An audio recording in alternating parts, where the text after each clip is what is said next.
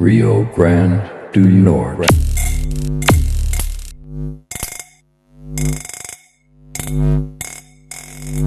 Narradores vêm chegando, de todo canto vem feliz, vão fazendo a romaria das histórias desse país. Se achegue pra escutar, tem muita história pra contar. Se achegue pra escutar, tem muita história pra contar.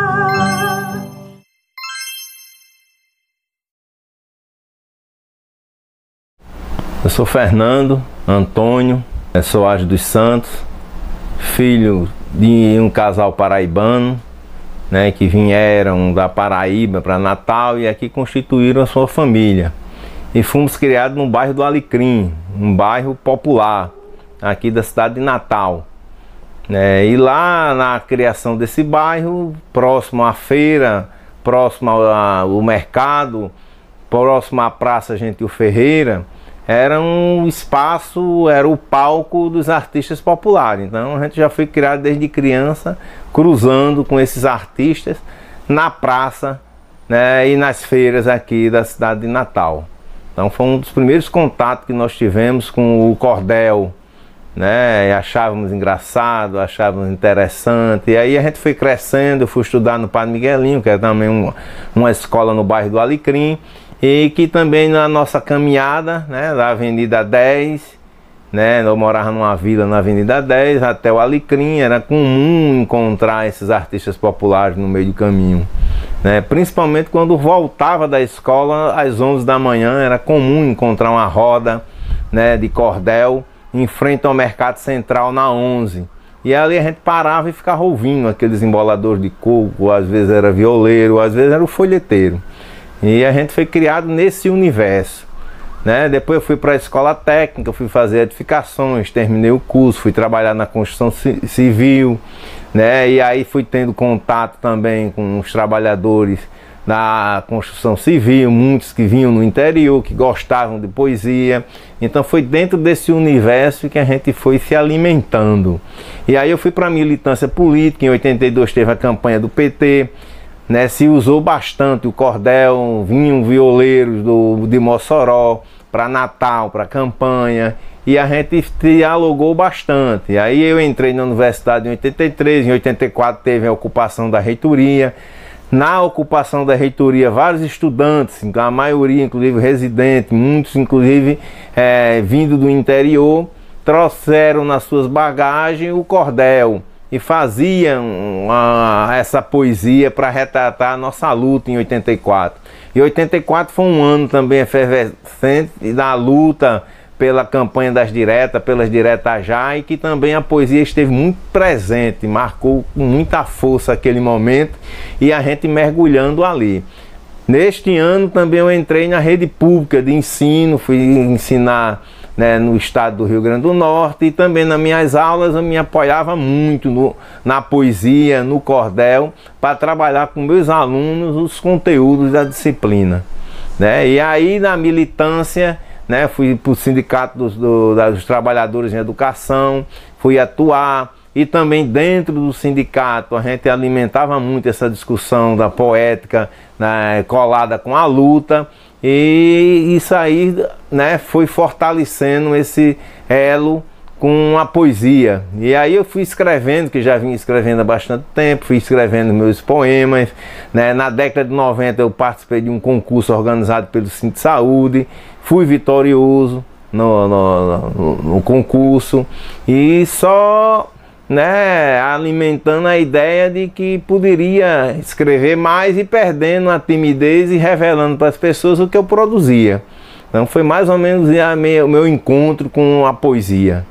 Depois desse momento, né, a gente também nas batalhas, das lutas, aqui inclusive na época da ruptura com a CUT, o surgimento da CSP com lutas, né, aí veio a aparição da Casa do Cordel, e aí a Com Lutas ajudou bastante, fizemos eventos inclusive muito importantes, né, nos primeiros anos do século XXI, né, e a gente fazendo esse trabalho, levando para as ruas inclusive a nossa luta, as nossas batalhas através da poesia.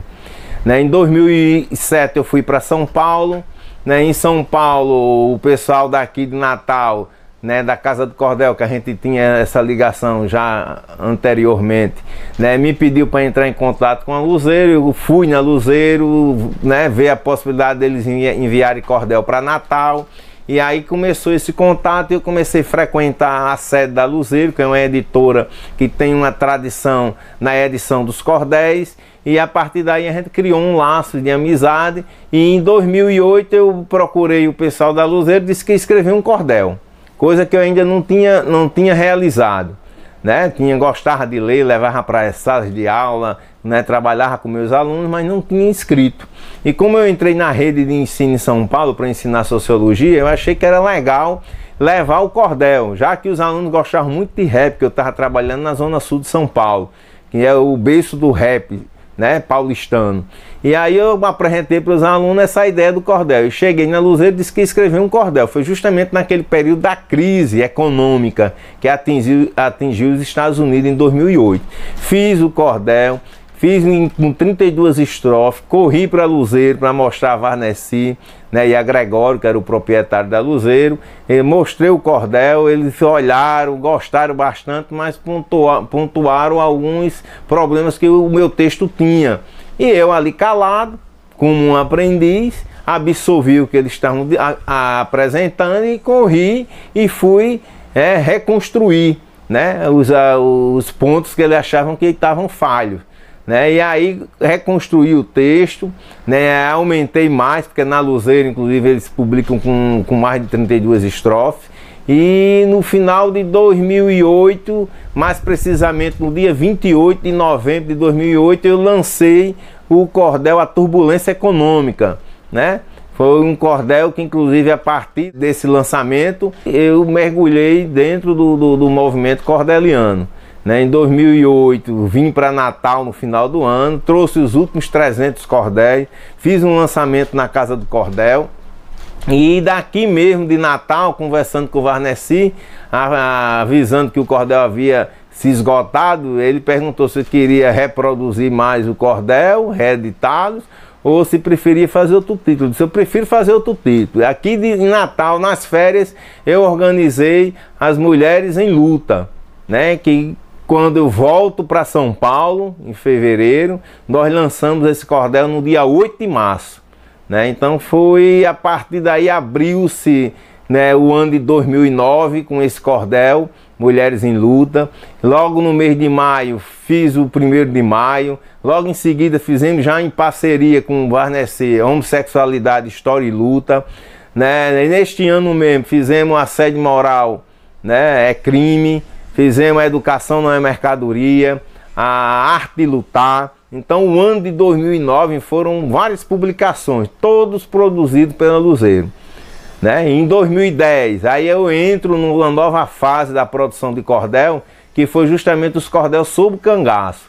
Né? Fiz o Jesuíno Brilhante, fiz o cordel sobre Lampião, depois Curisco, Jararaca, né? E depois em parceria as Mulheres no Cordel, né, junto com o Varnesi.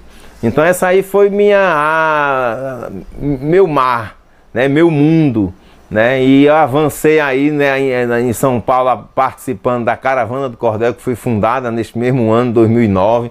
Era um movimento riquíssimo, com debate, com estudo, com pesquisa, né, com publicações.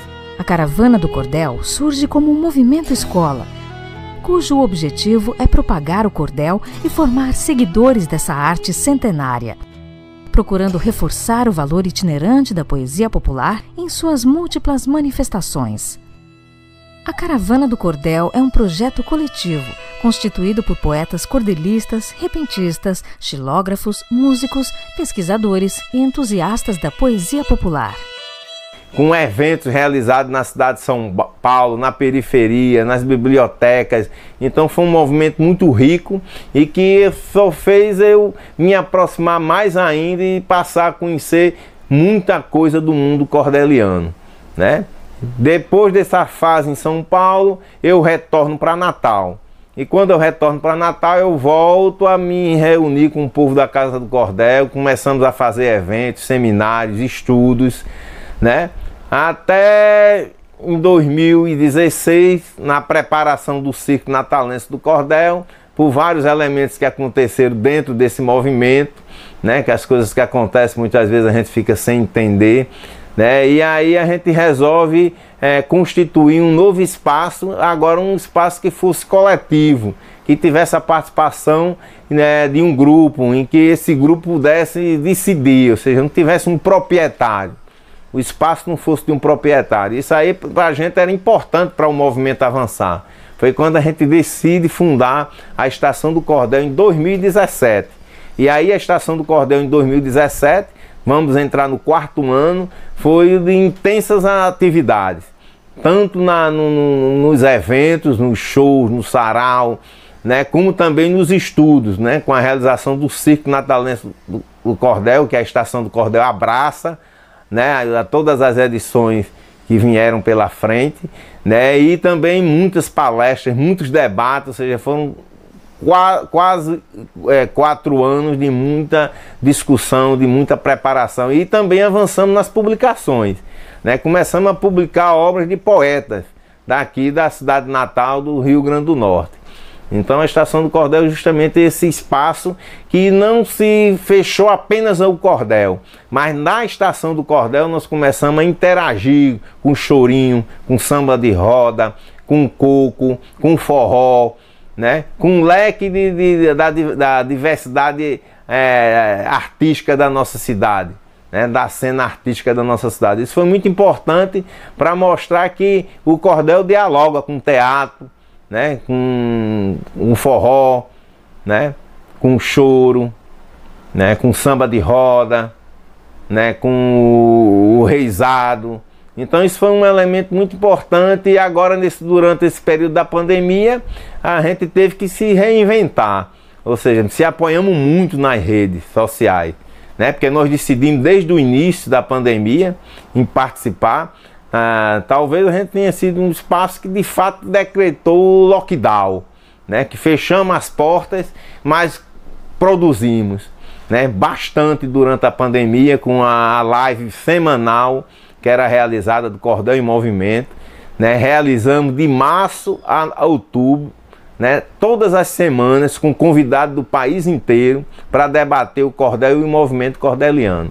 Quando veio a Lei Aldir Blanc, né, aquela movimentação para que inclusive o Congresso aprovasse a lei, a gente abraçou a ideia, fomos para frente, exigir que o poder público pudesse aplicar verba pública para os artistas nesse período de pandemia, e a gente via a valorização que a arte, né, tinha, a força que a arte tinha durante a pandemia, porque foi justamente a arte, né, que deu uma vazão para que as pessoas pudessem vencer esse momento da pandemia, e a gente entendia que o governo tinha que investir, né? Chegamos no final do ano, né, com os projetos de lei, né, para concorrer à Lei Aldir Blanc, e inclusive a Estação do Cordel, né, e seus membros conseguiram aprovar 15 projetos, né, que isso foi muito importante.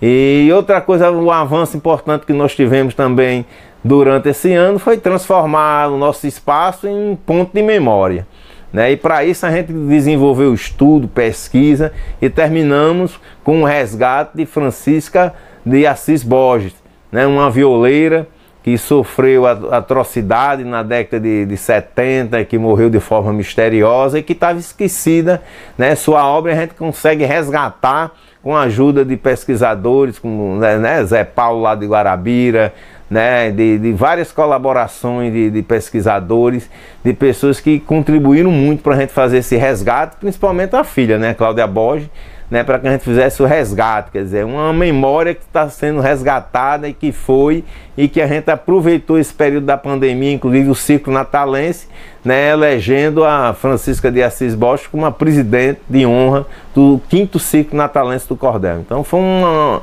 intensidade. E as produções nossas também, dos vários membros, eu consegui escrever vários cordéis, inclusive aproveitando essa crise política no país, do dinheiro na cueca, do dinheiro no fiofó. Nós fizemos o Banco do Fiofó, né? Falando um pouco da situação política do nosso país e como os políticos tratam a verba pública do nosso país, colocando até no fiofó. né, dentro da cueca. E fizemos outras histórias também, com um texto que inclusive eu produzi, né, concorreu agora à Fundação José Augusto, foi escolhido, mas infelizmente eu tive que desistir, porque tinha um limite de que as pessoas só podiam aprovar 3 projetos. Como eu aprovei 5, eu tive que desistir de 2. Um deles foi o cordel, que eu contava toda a história do Brasil, das lutas, das revoluções, né, na história brasileira, através do cordel, né, que foi também produzido agora durante a pandemia, a partir de um curso que foi realizado sobre revoluções e revoltas, organizado pelo ILAESE. E a gente produziu esse texto e depois transformamos num cordel e que está aí para ser publicado, que vai ser publicado. A nossa educação não será mercadoria. Para conquistar o direito, ocupa a territoria. É preciso movimento, fortalecer a ANEL, para que as nossas lutas não fiquem só no papel.